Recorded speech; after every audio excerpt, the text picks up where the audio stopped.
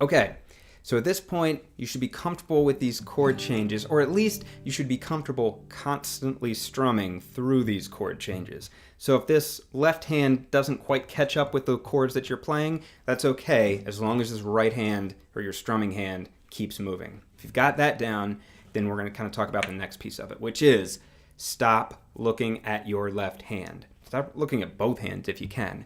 So as you notice, I'm playing this. I'm not looking at anything I'm doing. I can do it with one strum. I'm not looking at anything at all.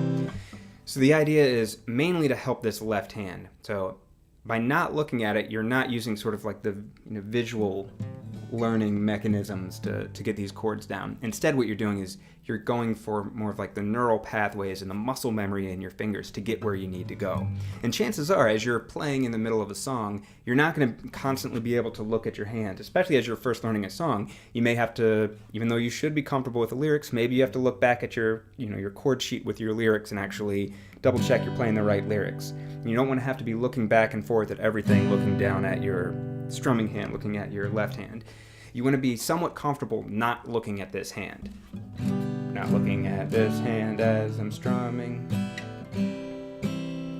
So as you do that, and as you rely less on, actually looking at what's happening here, again, your fingers start to build that sort of muscle memory, and ultimately you're going to be able to get to the chords a lot faster. You're going to be able to play them a lot faster, and they'll sound a lot better. The other thing that you'll be able to do is if you're struggling with certain chords, like if you're struggling to get from that G chord to that D chord, when you're looking at it, you're really just making sure you get to where you need to go. Start to trust the muscles in your fingers. So as you make that change, even if when you get there initially, it's wrong, doesn't sound right, you should be able to feel it in your fingers that, I looked at it, that was cheating. You should be able to feel it in your fingers that something's wrong and sort of make the adjustment till it feels right. Use the sort of tactile, touch and feel for your fingers so you get there. It should also, you're using your ears, you realize, like that does not sound like a D chord. So use sort of like the auditory response, something sounds wrong, so I need to fix it, and use that physical response too.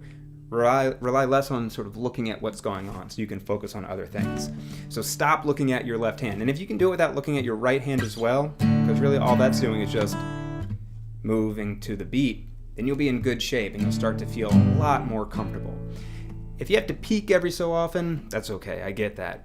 But for the most part, start to train yourself to not have to look at your left hand. And ultimately, the singing and the strumming and all of that stuff is going to come so much easier. Okay. If you've got that down, go to the next section. I'll see you there.